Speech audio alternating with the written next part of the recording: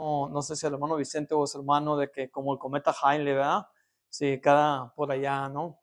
Pero doy gracias a Dios por ese privilegio. Y hermanos, antes de empezar um, en el estudio del día de hoy, quiero darle gracias a todos ustedes en el nombre de mi esposa y de mi hija, de Maris, hermanos, porque como decía nuestro hermano en el canto, sí, hemos estado pasando por cosas un poco difíciles, y si no fuese por las oraciones de los santos, quién sabe si nosotros podríamos mantenernos o estuviéramos de pie.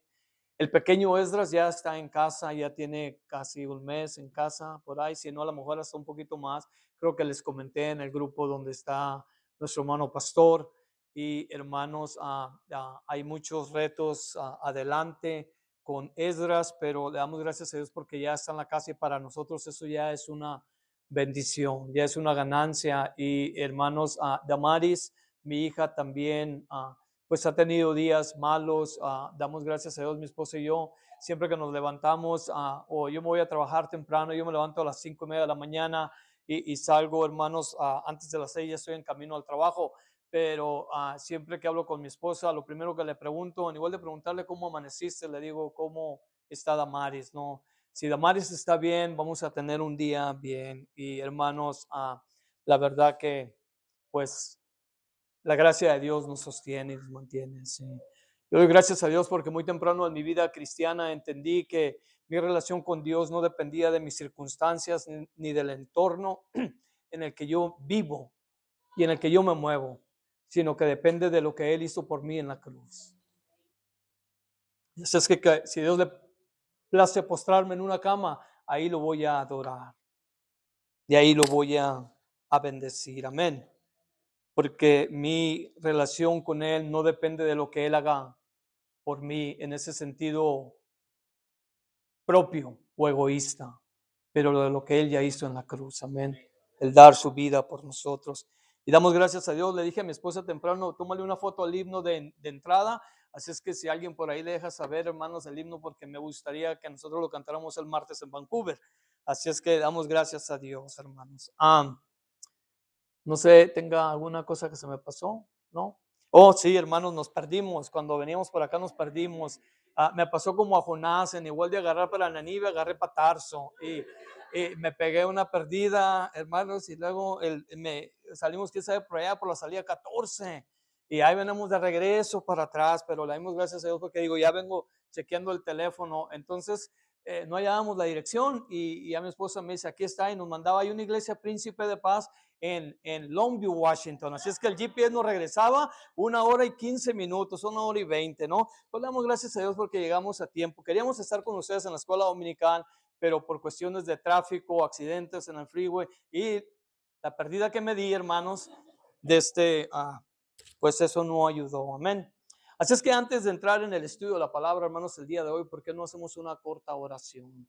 Padre, en el nombre de Cristo Jesús, Señor, venimos delante de tu presencia en esta hora, dándote gracias por tu amor y por tu misericordia. Te damos gracias, Señor, por el tiempo que hemos pasado juntos. Gracias por la escuela dominical, porque entendemos cuán importante, Señor, es la enseñanza, el aprendizaje. El deseo en tu corazón, oh Dios, es que nosotros crezcamos en el conocimiento tuyo. Y, Señor, creemos que no solamente la predicación, pero la escuela dominical cumplen esa función, y por ello te alabamos y te adoramos. Alabamos tu nombre, Señor, porque también nos bendijiste por medio de las alabanzas, Señor. Gracias por ello. Señor, hemos bendecido tu nombre alabándote, hemos bendecido tu nombre por medio de testimonios, hemos bendecido tu nombre por medio de cantos, Señor, por medio de nuestras ofrendas y diezmos, oh Dios. Y en esta hora suplicamos, Padre, en el nombre de Cristo Jesús, que tú bendigas nuestras vidas por medio de la palabra de Dios. Nos humillamos delante de ti y reconocemos, Señor, que sin ti nada somos. Y para la gloria de tu nombre te lo suplicamos en Cristo Jesús. Amén. Dentro del acróstico, hermanos, que conforta lo que conocemos como el tulip o las doctrinas de gracia, el día de hoy, hermanos, nos toca la letra I en español o I en inglés. Eso inicial en inglés representa la gracia irresistible. La gracia irresistible. Sé que hemos aprendido en los últimos 3 domingos acerca de la depravación total. La depravación total donde el hombre, hermanos, está completamente depravado. La Escritura nos enseña a nosotros que Dios le dice al hombre en el libro de Génesis capítulo 6, en Génesis capítulo 9, de que él no iba a contender con él porque el deseo del corazón del hombre era ¿de qué? De continuo hacer el mal. Después de la caída, hermanos, todo se acabó. Aquel estado de perfección, aquel estado de santidad o de inocencia, aquel estado de tener esa relación con Dios, hermano, perfecta, cayó y todo se vino de picada. Y para el capítulo número 6 de Génesis, Dios dice, mi espíritu no va a contender con el hombre, porque el deseo de él es siempre hacer el mal.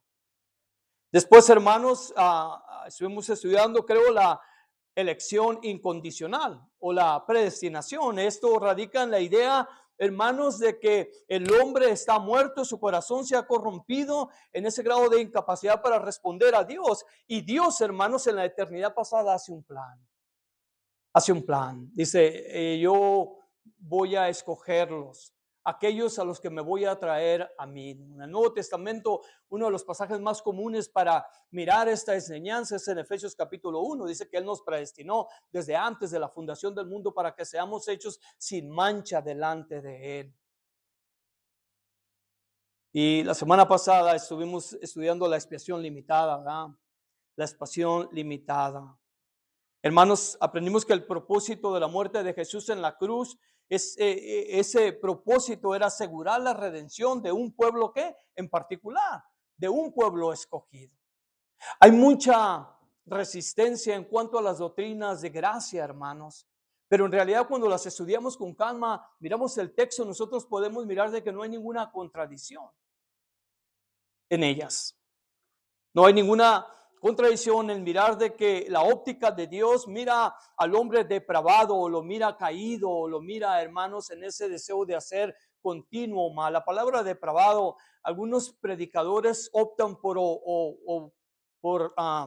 omitirla porque la encuentra a los oídos de nosotros. Cuando pensamos de alguien depravado, estamos pensando en Charles Manson, en Richard Rodríguez, en un asesino en serie, en un violador en serie, una persona extremadamente mala, ¿no? Pero la realidad es que delante de Dios, hermanos, Dios nos mira a nosotros como pecadores. Esa es la verdad. Y hoy, hermanos, vamos a mirar un poco acerca de la gracia irresistible. Algunos predicadores, hermanos, han cambiado también el nombre de la gracia irresistible porque la encuentran, hermanos, pues un poco ofensiva. Sí, el ego de nosotros como seres humanos, o sea, ¿cómo me vas a decir a mí que yo no tengo la capacidad de poder escoger, no?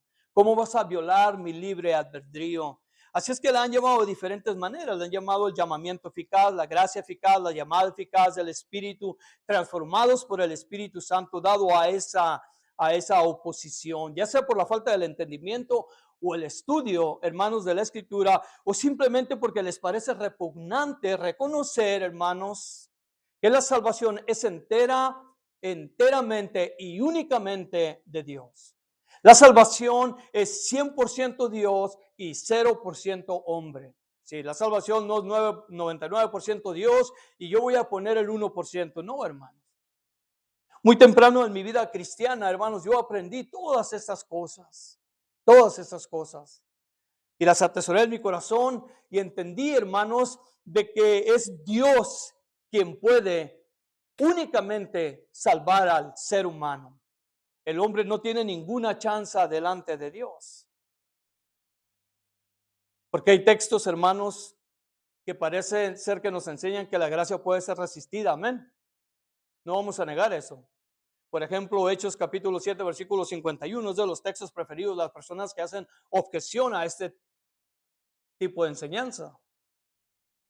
Dice, duros de servirse, incircuncisos de corazón y oídos, vosotros resistís siempre al Espíritu Santo como vuestros padres, así también vosotros. Ese es Esteban. Esteban está siendo apedreado, hermanos. En el capítulo 7 del libro de los Hechos, y él les dice, ustedes son unos incircuncisos.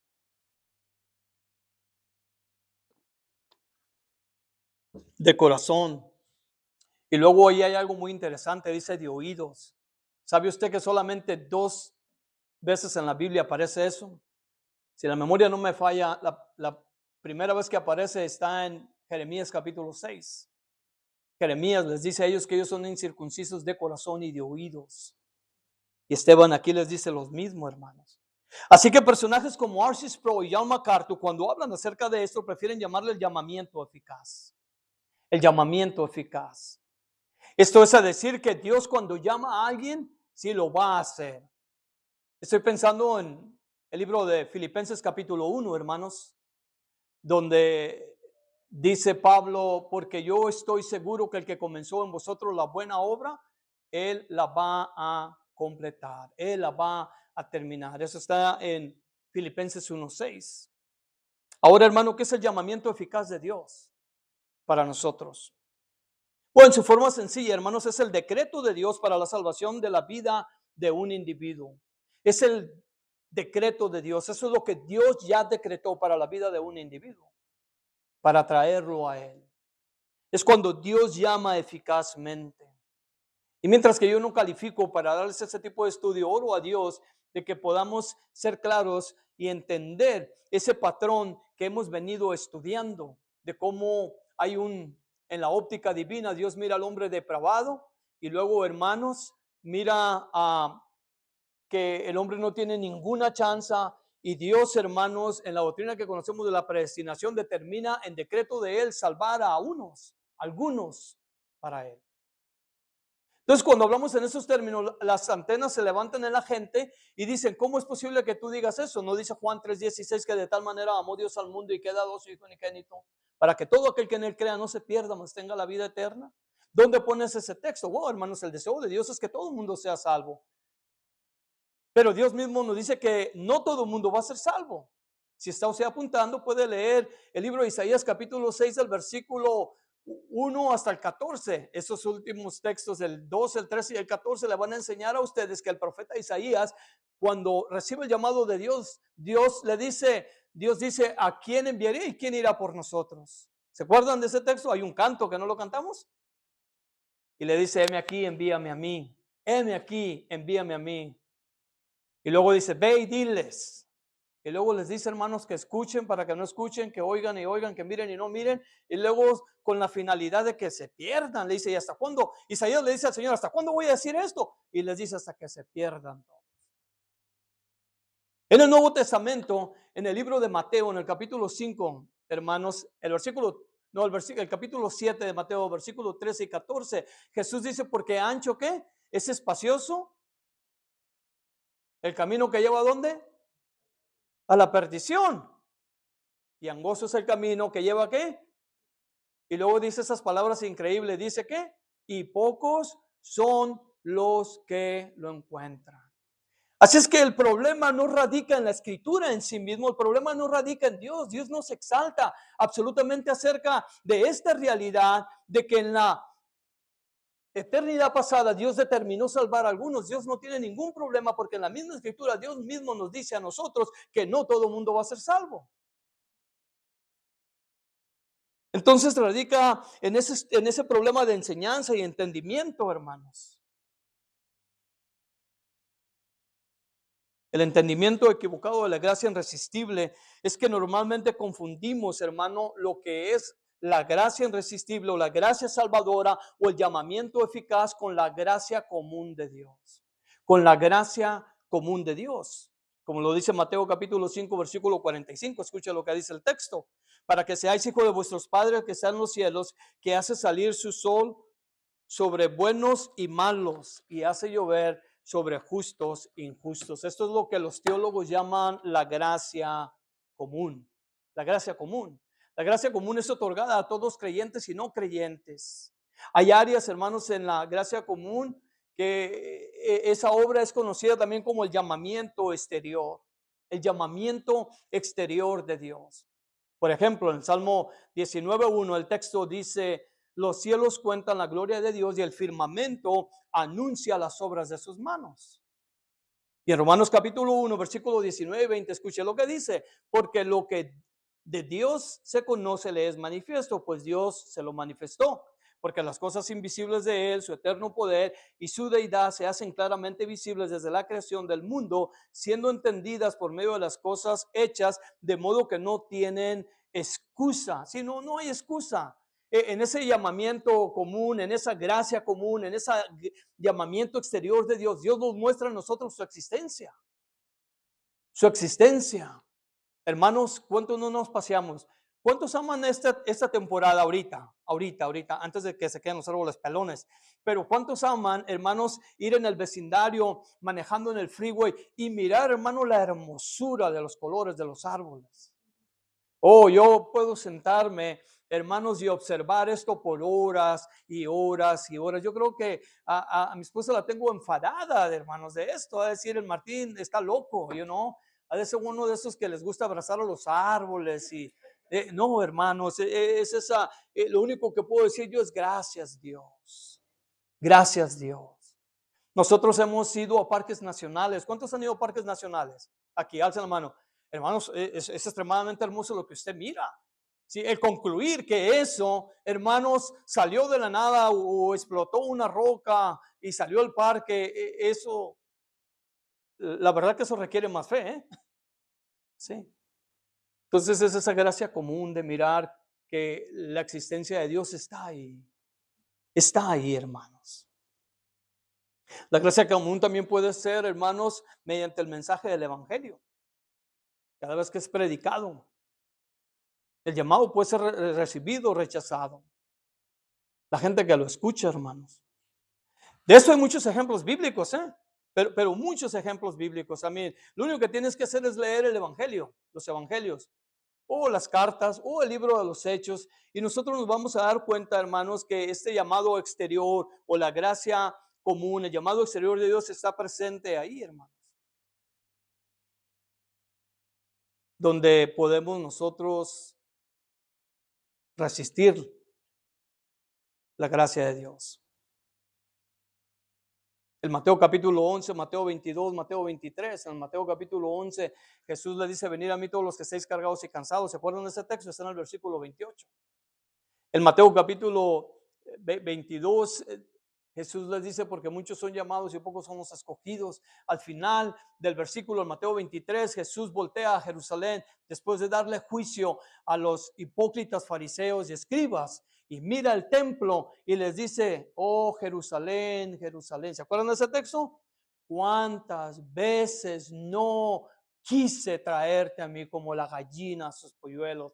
Y le dice, y no quisiste. Y no quisiste. Pero la gracia salvadora o la gracia irresistible o el llamado eficaz de Dios es una gracia diferente, hermanas. Es una gracia diferente. El resultado de ello siempre será la salvación del individuo al quien Dios ha llamado para salvación. Es una gracia diferente porque Dios ha intervenido en el asunto, hermanos. Dios ha intervenido en el asunto. Esa gracia especial es esa gracia salvadora de Dios, donde Dios despierta, hermanos, llama, escoge al pecador para ser salvo. Es Dios quien nos despierta. Hace algunos años atrás, en 1995, cuando el Señor me salvó, hermanos, y me dio de su gracia y me rescató y me encontró y me despertó y me dio la salvación. Estaba yo sentado en una iglesia como esta, pero en la esquina, por allá donde están aquellas cajas de zapatos. Y cuando el sermón terminó, hermanos, cuando yo pasé al frente, yo ya venía de allá en un mar de lágrimas. Ya cuando oraron por mí, se va a reír de esto que le voy a decir, cuando oraron por mí ya venía salvo. Ya llegué salvo al altar. Dios me despertó allá sentado. Dios me despertó, hermano. Llegué muerto en oscuridad, en tinieblas, en injusticia, en pecado. Y allá, hermano, sentado, Dios, con su amor y su misericordia, me despertó. Creo que ese texto lo miraron la semana pasada, hermanos, en Juan capítulo 6, versículo 37 al 40, ¿verdad? Jesús dice, todo lo que el Padre me da vendrá a mí, y el que a mí viene yo no le echo fuera, porque he descendido del cielo no para hacer mi voluntad, sino la voluntad del que me envió. Y esa es la voluntad del Padre que me envió, que de todo lo que me diere no se pierda, no pierda yo nada, sino que lo resucite en el día postrero. Y esta es la voluntad del que me ha enviado, que todo aquel que ve al Hijo y cree en él tenga vida eterna, y yo le resucitaré en el día postrero. Si es Dios mismo obrando. Es Dios mismo trayendo al pecador penitente a los pies de su Hijo Jesucristo. Es Dios mismo. Hay gente que quiere objecionar ese texto, que Jesús no está hablando de eso, y hacen malabares teológicos, hermanos, para querer objetizar la realidad de que es Dios quien despierta al pecador. Es Dios quien lo levanta de su estado de mortandad.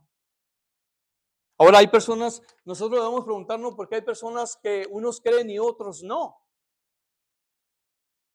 Eso es válido. Hacer ese tipo de preguntas es válido. En el libro de Santiago, en el capítulo 2, en el versículo 19, hay una historia muy peculiar, hermanos. Dice que Santiago está hablando acerca de la fe que obra, de la fe salvadora. Y está, hermanos, trazando paralelos. Y quizás en la iglesia a la que Santiago le está escribiendo, había gente que decía, no, no, no, yo soy salvo. No, no, yo pertenezco al cuerpo de Cristo. Y hermanos, pues, o sea, pertenecen al cuerpo de Cristo, pero nunca estaban en la iglesia. Pertenecen al cuerpo de Cristo y nunca leían la Biblia. Pertenecen al cuerpo de Cristo y nunca tenían comunión con Dios. Pero ellos decían creer. Ellos tenían fe en que ellos creían. Y Santiago les dice, hermanos, que esto. Dice, los demonios creen y tiemblan delante de Dios. ¿Se acuerdan? Dice, ellos creen y tiemblan. Sí. Los demonios tiemblan. Entonces Santiago, hermanos, es increíble lo que hace, para dejarles saber a ellos que la fe de ellos no era una fe salvífica, la fe de ellos no era una fe real. Así es que, hermanos, eso nos enseña a nosotros una verdad muy importante, muy importante. La creencia que los demonios tenían, hermanos, no tenía ningún efecto para sus vidas, porque no estaban regeneradas.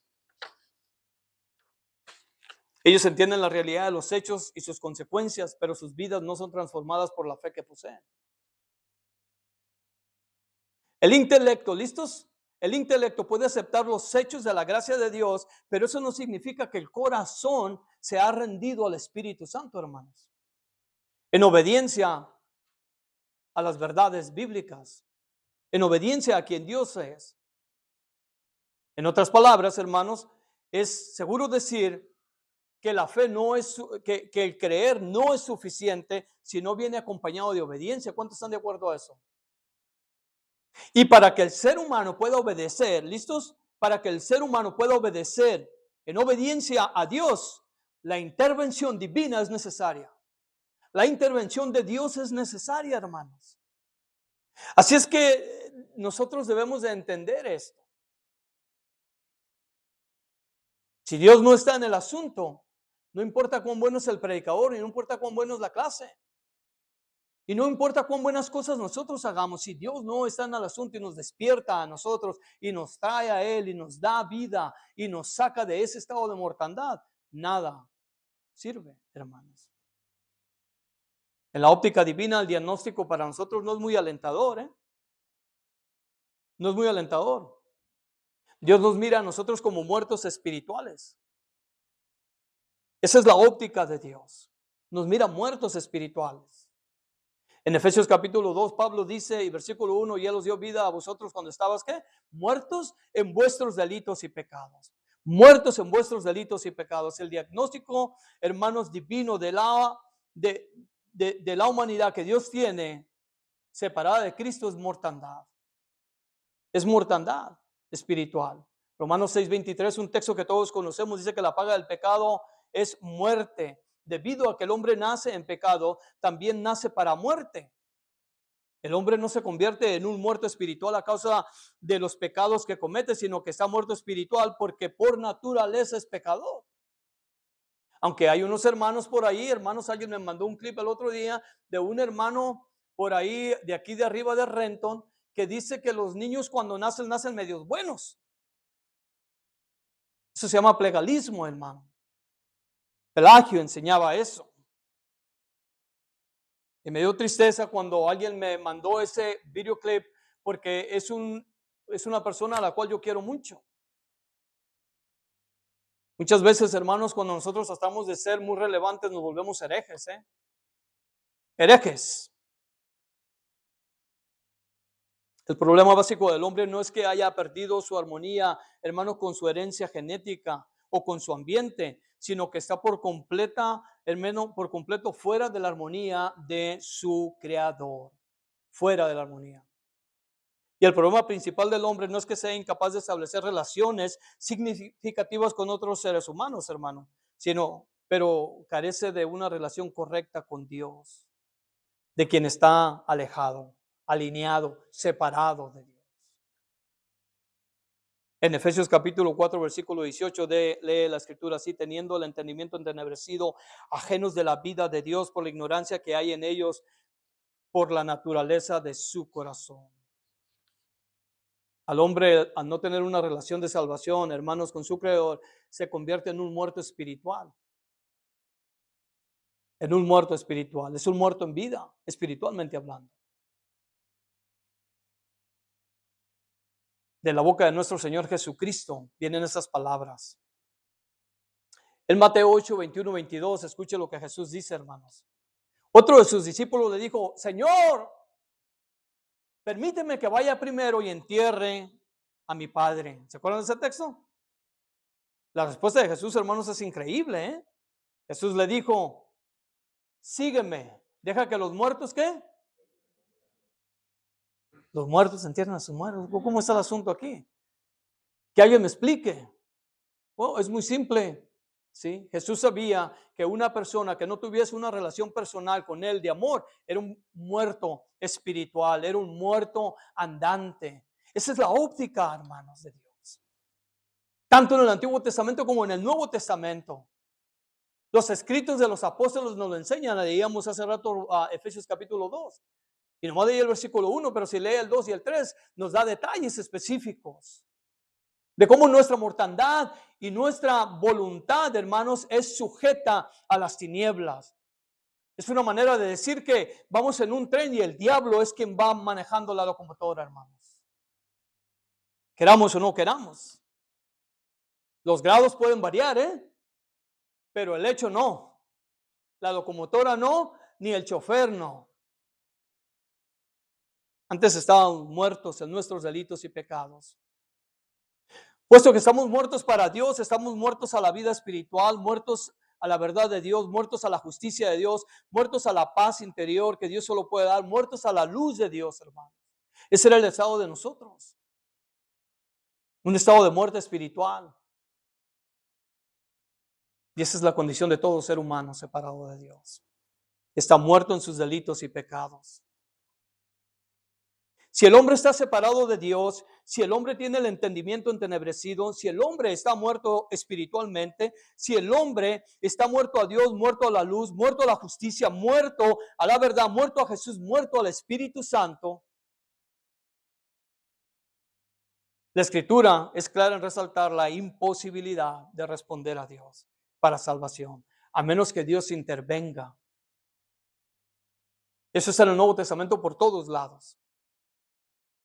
Pero les voy a leer solamente de lectura. Usted lo puede leer con calma en casa, hermanos. Romanos 3, del 9 al 18, escucha lo que dice. ¿Qué pues? ¿Somos nosotros mejores que ellos? En ninguna manera. Pues ya hemos acusado a judíos y a gentiles que todos están bajo pecado. Como está escrito, no hay justo ni aun uno. No hay quien entienda. No hay quien busque a Dios. Todos se desviaron a una, se hicieron inútiles. No hay quien haga lo bueno, no hay ni siquiera uno. Sepulcro abierto es su garganta, con su lengua engañan. Veneno de aspira hay debajo de sus labios. Su boca está llena de maldición y de amargura. Sus pies se apresuran para derramar sangre, quebranto y desventura hay en sus caminos. Y no conocieron un camino de paz. No hay temor de Dios delante de sus ojos. Qué lindo, ¿ah? O qué lindo en el sentido que nos ayuda a entender esta enseñanza a la cual mucha gente obsesiona. ¿Sí? No hay nadie, hermanos. No hay nadie. Y esto es hermoso, ¿sabe por qué? Los demás textos no los traigo, se los voy a abrir ahorita. Sí. Esto es hermoso porque en Romanos capítulo 1, 2 y 3, el apóstol Pablo primero, hermano, le habla a los gentiles y luego le habla a los judíos y después encierra a todo el mundo bajo pecado. Entonces, en la óptica de Dios, todo mundo está bajo la condenación del pecado. Y es aquí donde el apóstol Pablo viene cerrando este argumento, hermanos. Y en el versículo 19, si la memoria no me falla, dice que ninguna carne, se los voy a leer para que, como decimos por allá en México, que no le digan, que no le cuenten, porque a lo mejor le mienten. Escuche eso, porque sabemos que todo lo que la ley dice, lo dice a los que están bajo la ley, para que toda boca se cierre y todo el mundo quede bajo el juicio de Dios, ya que por las obras de la ley ningún ser humano será justificado delante de él, porque por medio de la ley es el conocimiento del pecado. Por medio de la ley. Sí. Todo el mundo, sí. Yo le digo a la gente cuando yo evangelizo, me gusta citar que dice que por las obras de la ley ninguna carne será salva. Ninguna carne será salva. Y nosotros debemos ser enfáticos en esto. Enfáticos, hermanos, porque esto exalta el sacrificio de Jesús en la cruz. Esto exalta aquella realidad divina donde Dios no va a pasar por alto a ninguna persona, hermano. Muchas veces nosotros pasamos por alto. Hace unos años atrás fuimos a Mazatlán y queríamos comer ahí abajo de la playa, ¿verdad? Y hermanos, pues había una cola muy grande, pero grande. ¿Y cómo le vamos a hacer? El tiempo se nos va a ir y queríamos comer, tener la sensación de comer ahí en la playa, ¿verdad? El gusto, pero la cola era muy grande. Hermanos, un muchacho que iba con nosotros me dijo, yo conozco al manager de ese restaurante, ahorita vengo. Hermano, fui y lo trajo y ahí vamos. Oh, me sentía yo el presidente municipal de Los Mochis, el Mazatlán. Hermanos, sí. Con Dios, nadie va a poder pasar a nadie. Nadie va a pasar a nadie, hermanos. Ahí no va a haber ningún tipo de influencias y ningún tipo de compadre y ningún tipo de amigo y ningún tipo de manager que te vaya a pasar. Si no pasamos por la cruz, ninguna carne será salva. No importa cuánto hagas o hiciste o piensas hacer sin Cristo en tu corazón, olvídate de eso, no va a haber. Efesios 2:1 dice, y Él os dio vida a vosotros cuando estabais muertos en vuestros delitos y pecados. Primera de Corintios, capítulo 2, versículo 14, escuche lo que dice, porque el hombre natural no percibe las cosas que son del Espíritu de Dios, porque para él son locura y no las puede entender porque se han de discernir espiritualmente. No pueden, hermanos. No puede una persona que Dios no la ha despertado, no puede discernir la palabra de Dios. Quizás nosotros algunas veces tengamos alguna lucha en tratar de entender algún pasaje aquí y allá y no hay nada de malo en eso. Pero en ese consenso de cuando abrimos las escrituras, porque tienes al Espíritu Santo dentro de ti, Dios te permite leerla y disfrutarla.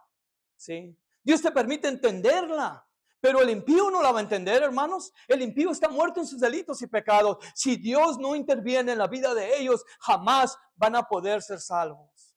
Es Dios quien escoge, es Dios quien ese llamado eficaz que le hizo a cada uno de los que están aquí y los trajo a ustedes, a Él, perdón, para salvación, para darles vida eterna, para darles un nombre nuevo, una vida nueva, hermanos. ¿O cuánto pusiste tú para tu salvación? ¿Cuándo fue? ¿El día que te salvaste, te levantaste esa mañana, te fuiste y te lavaste los dientes y te pusiste los zapatos y te cambiaste y dijiste, este día yo le voy a dar chance a Dios? ¿Quién fue salvo de esa manera, los que estamos aquí? Yo estaba por divorciarme y estaba por dejar a mi familia cuando Dios vino y me llamó. El hombre no tiene la voluntad de responder a Dios, hermanos. Aunque quiera. Romanos capítulo 8 dice, aunque quieran, no pueden. ¿Cómo puede el hombre ser salvo? ¿Cómo puede salvarse? Si no puede, está muerto. Cuando yo tenía unos 13 años o 14 años, en la colonia donde vivía, ahí había un señor que vendía frutita. Y hermanos, ese señor ya estaba grande y se murió. Y me acuerdo que nosotros fuimos, hermanos, yo ya tomaba y eso, y fuimos, y no sé si todavía se haga eso en México, aún en México, pero se acostumbraba a hacerle guardia al muerto, al difunto. ¿Sí? ¿Se acuerdan? Entonces se ponían 4 personas, ¿verdad? 2 enfrente y 2 atrás, y nosotros, hermanos, ahí, usted imagínese, un mocoso vago, ¿no? De ese, sin rienda, sin Dios y sin esperanza, como dice el texto. Hermano, le estábamos haciendo guardia al muerto. Yo, y le hablaba, ¿eh? Me quedaba viendo, pero nunca me respondió. Nunca me respondió, hermanos. Porque una persona muerta no puede responder. No puede responder. Tú puedes responder y puedes rechazar la gracia común de Dios en ese sentido general, en ese llamado exterior. Pero jamás vas a poder rechazar el llamado eficaz de Dios. Jamás, jamás. Pablo iba a Damasco, ¿se acuerdan? Iba a Damasco a golpear a la iglesia de Cristo, a corretear a la iglesia de Cristo. Y hermanos, Dios dijo, no, chiquito, de aquí no hay. ¡Pum! Le cambió el rumbo. Le cambió el rumbo, hermanos. Es mediante la gracia salvadora de Dios que le otorga al pecador penitente, hermanos, cuando lo llama para salvarlo, cuando lo atrae a Él. Sin la intervención divina, la gracia de Dios no fuera una realidad. En Efesios capítulo 2, versículo 1, 2 y 3, habla acerca de esa realidad de que estamos nosotros abandonados por Dios, y habla acerca de que estamos perdidos. Dice, hermanos, que hacíamos la voluntad de nuestra conciencia, de nuestros pensamientos. Dice que éramos por naturaleza hijos de ira, ¿eh? Eso es decir, hijos del diablo. Pero el versículo 4, hermanos, escuche lo que dice el versículo 4. Cuando Dios interviene en el asunto, las cosas cambian. Las cosas cambian. Dice en Efesios capítulo 1, versículo 4.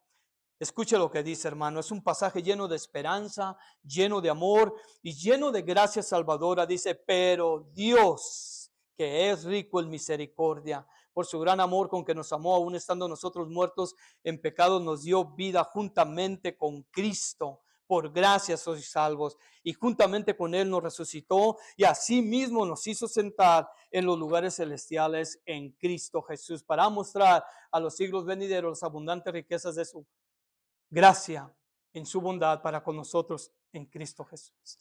Nos resucitó. Su gran amor, que aunque nos amó. Aparte estoy seguro que aparte de nosotros haber sentido el amor salvador de Dios en aquel parte inicial de nuestra salvación, seguimos y continuamos sintiendo su amor, amén. Sí, como decía nuestro hermano en el canto, sí, en esto que hemos estado pasando en casa, nosotros sentimos ese amor continuo. Pero aquí es lindo mirar esto porque dice, pero Dios. Pablo está haciendo una diferencia del pasado al presente activo. Dios tomó acción. Dios está haciendo algo. Dios se está moviendo. Es Dios, hermanos. Es Dios quien te llama fuera de las tinieblas a su luz resplandeciente. No es un llamado, no es un deseo de Dios solamente, Dios rascándose la cabeza, hermanos, pensando, de este Nelson, le voy a llamar a Nelson, pero me irá a contestar Nelson, y Dios está todo nervioso. No, hermanos, no es ese tipo de llamado. No está Dios temiendo a ver si vas a venir. No, si Él te va a llamar, tú vas a venir. Si Dios te llama, tú vas a venir. Colosenses 1:13 dice, el cual nos ha liberado de la potestad de las tinieblas y nos ha trasladado a su amado Hijo. Es Dios quien te traslada de un lugar a otro. Ahora, ¿cuántos de nosotros, de los que estamos aquí, cuando experimentamos la salvación, fuimos traídos a fuerzas delante de Dios? Ninguno de nosotros. ¿A quién arrastraron? ¿No? A nadie. Sí. ¿A quién le pusieron una pistola? Ese es el llamado a la salvación, hermanos. El llamado a Dios es un llamado a la santificación, es un llamado a la comunión con Él, es un llamado a pertenecer a la familia de Dios. Ya me lo termino, hermanos. Les voy a dar algunos textos en el Nuevo Testamento. Todos son muy conocidos, todos esos textos. Estoy seguro. En 1 Pedro 2:9, escuche lo que dice, hermanos. Mas vosotros sois linaje escogido, real sacerdocio, nación santa, pueblo adquirido por Dios, para que anunciéis las virtudes de aquel que os llamó de las tinieblas a su luz admirable. Sí. Ustedes son linaje escogido, hermanos. Escogido. Dios te ha escogido para salvación. Dios te ha puesto en una posición, hermanos, de realeza. Dios te ha puesto en una posición de importancia. Dice que tú eres el verdadero sacerdote. Dice que tú eres una nación santa. Dice que Dios te adquirió para Él. ¿No es esto lindo, hermanos? La verdad que cuando estudiamos la Escritura y aprendemos de la salvación que Dios nos ha dado a nosotros, nos debería de hacer personas humildes, ¿eh? Cuando menos yo lloro. Sí, ahorita que estuvimos cantando el último himno, hermanos, parte de mi corazón porque ese era yo. Sí. ¿Cuántos conocen la historia de John Newton, la persona que escribió el himno, hermanos? Es increíble. Él fue criado en su casa, pero quedó huérfano, muy pequeño, quedó huérfano y fue llevado con un tío, hermanos, como a los 6 años. Pero antes de eso su mamá le había enseñado de la Biblia, la Escritura, lo llevaban a la iglesia. Y después fue con un tío y fue maltratado, hermanos, y salió y muy joven empezó su vida de vago. Hermanos, dicen que John Newton en cada palabra decía una maldición. Era un alcohólico de primera. Hermanos, era cuando el esclavismo, la esclavitud era legal. Y él, hermano, se metió a mercadear en eso y fue y empezó a trabajar por allá en el África con con un mercader de esclavos, y eran negros. Y hermano, la esposa del patrón de él, que eran negros, dice que lo odiaba a él y le daba, hermanos, infierno, como decimos por ahí. Después, hermanos, dice que después conoció a una persona, un capitán, y se fue a trabajar en un barco. Y hermanos, en el barco, un día el capitán se fue y él se quedó y abrió donde tenían el vino, hermanos, y puso a todo mundo borracho. Ese era John Newton. Cuando llegó el capitán y miró todo lo que había hecho, dice que le dio un moquetazo y lo aventó al agua y de no haber sido por un compañero tripulante y lo saca, hubiera muerto ahogado. Y hermano, ese ahí siguió y en una navegación, creo que iban para Escocia, empezó el clima malo, empezó el clima malo. Y la historia dice, hermanos, de que lo mandaron abajo a sacar el agua. Y a sacar el agua, y él pensó que se iba a hundir ahí el barco y que él iba a morir ahí. Y dice el testimonio que, hermanos, él empezó a recordar la palabra de Dios. Y dice que ahí Dios lo llamó. Dios lo llamó con su gracia. El llamado eficaz de Dios para él. Y cuando leemos el canto, ahora usted, como decía un hombre que se llamaba Paul Harvey, ya conoce el resto de la historia. Por eso leemos lo que leemos. Él te llamó. 1 Pedro 5, 10 y 11 dice, mas el Dios de toda gracia, listos, que nos llamó a su gloria eterna en Jesucristo. Que nos llamó a su gloria eterna. Sí, el llamado de Dios es para salvación, este llamado eficaz de Dios. Esto lo que el Tulip llama como la gracia irresistible. Si Dios te llama, no vas a poder resistir. Y luego dice, hermanos, después que hayas padecido un poco de tiempo, Él mismo os perfeccione, afirma, fortalezca y establezca. A Él sea la gloria y el imperio por los siglos de los siglos. 1 Pedro 1:3 dice, hermanos, como todas las cosas que pertenecen a la vida y a la piedad nos han sido dadas por su divino poder, mediante el conocimiento de aquel, ¿listos? Que nos llamó por su gloria y excelencia. El predicador, hermanos, puede hacer el llamado al arrepentimiento. El predicador puede suplicarle a la gente que venga a Cristo. Los profetas lo hicieron. Los apóstoles lo hicieron. Los predicadores lo siguen haciendo. Pero esto es conocido como el llamado exterior. es muy diferente al llamado interior. Es muy diferente al llamado que salva. Es mi oración en esta tarde que si aquí en medio de nosotros alguien no tiene esa relación salvífica con nuestro Señor Jesucristo, Dios Espíritu Santo llame a tu corazón. Solo el llamamiento eficaz. Hace algunos años atrás entendí yo, hermanos, que el conocimiento muchas veces no sirve cuando estamos hablándole a la gente o queremos convencerla. Sí. Me encontré con un texto en 2 de Timoteo capítulo 2 del versículo 24 al 26.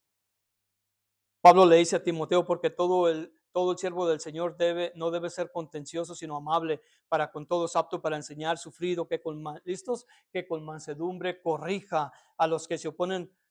Aquí está la frase, por si quizás Dios les conceda que se arrepientan y sean libres del lazo del diablo al cual están cautivos.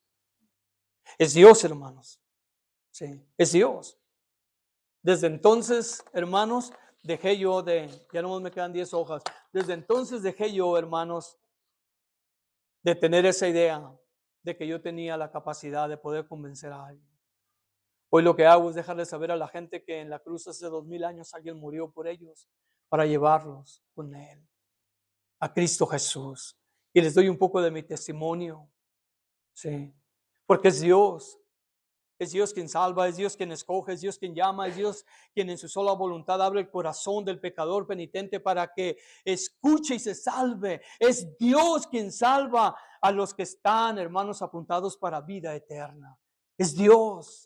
En Hechos capítulo 13, versículo 48, hermanos, la historia aquí es extremadamente hermosa, porque si usted lee para arriba, arriba del texto 48, como el versículo 25 en adelante, Pablo iba a las sinagogas y les predicaba el evangelio a los judíos, hermanos, y llegó un punto en que los judíos le dijeron, nosotros no queremos nada de ti. No queremos escucharte. Y Pablo, hermano, yo creo que Pablo leyó el libro de Mateo, capítulo 10, porque dice que Pablo se sacudió el polvo y dijo, ok, entonces, ¿qué? Yo me voy a ir a los gentiles, agarra un texto del Antiguo Testamento, Lucas lo incrusta ahí, y hermanos, dice que los gentiles se alegraron. Y Pablo fue a predicarles a los gentiles, y el versículo 48 del capítulo 13 de Hechos dice, los gentiles oyendo esto, ¿qué es eso? El evangelio de salvación, la gracia salvadora, dice que se regocijaron y glorificaron la palabra del Señor y creyeron, listos, todos los que estaban apuntados para vida eterna. Todos los que estaban apuntados para vida eterna. Es Dios quien hace todo esto. Es Dios quien apunta. Es Dios quien, hermanos, yo cuando leo pasajes como por ejemplo Jeremías capítulo 1, cuando leo, hermanos, el Salmo, creo que es el Salmo 37, donde dice que tus ojos vieron mi embrión. Jeremías dice, tú me vistes en el vientre de mi madre. Pablo dice que tú me escogiste desde antes de la fundación del mundo. Yo miro mi vida y miro para atrás y yo le digo a Dios, tú me escogiste desde antes de la fundación del mundo para salvación. Tú me preservaste. Hermanos, muchos amigos míos de la preparatoria, hermanos de la secundaria y de la primaria, hace mucho tiempo que los mataron. Y yo anduve con ellos. No estoy haciendo mofa de eso, pero quiero dejarles saber de que en medio de todo ese peligro, en todo el medio de todo eso, como decía el canto, Dios me preservó. Porque Dios tenía un plan conmigo. Dios tenía un plan conmigo.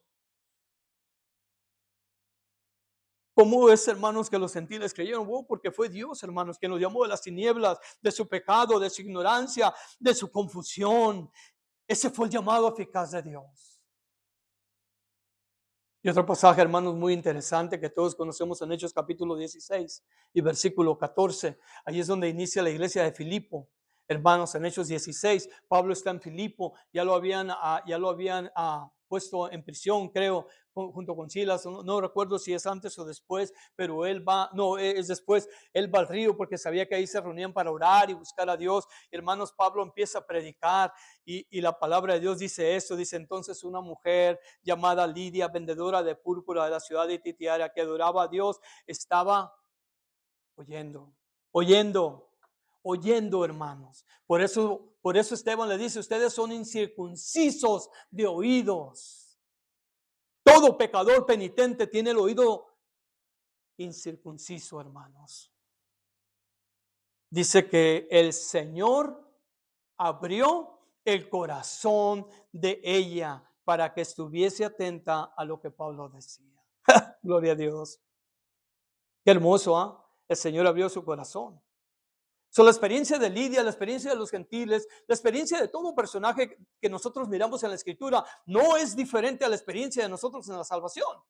No es diferente. No en ese sentido de salvación. La escena puede variar, pero el proceso, el acto de salvación no es diferente, hermanos, al de nosotros. Qué hermoso, porque Él le abrió el corazón. Un corazón que no estaba dispuesto, Dios lo hizo dispuesto. Una voluntad que no estaba dispuesta, Dios la hizo, hermanos, que respondiera al llamado. Bendito sea el nombre de Jesús.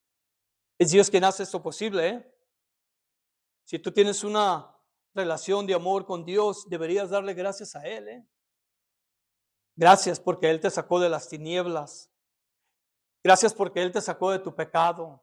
Gracias porque Él te sacó de tu ignorancia. Gracias porque Él te sacó de la confusión en la que tú vivías. Deberías de darle gracias a Dios.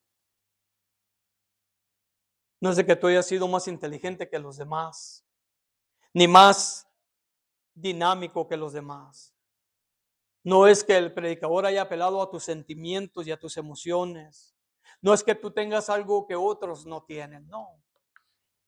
Es porque Dios en su llamamiento eficaz, cuando estabas escuchando el Evangelio, Él abrió tu corazón.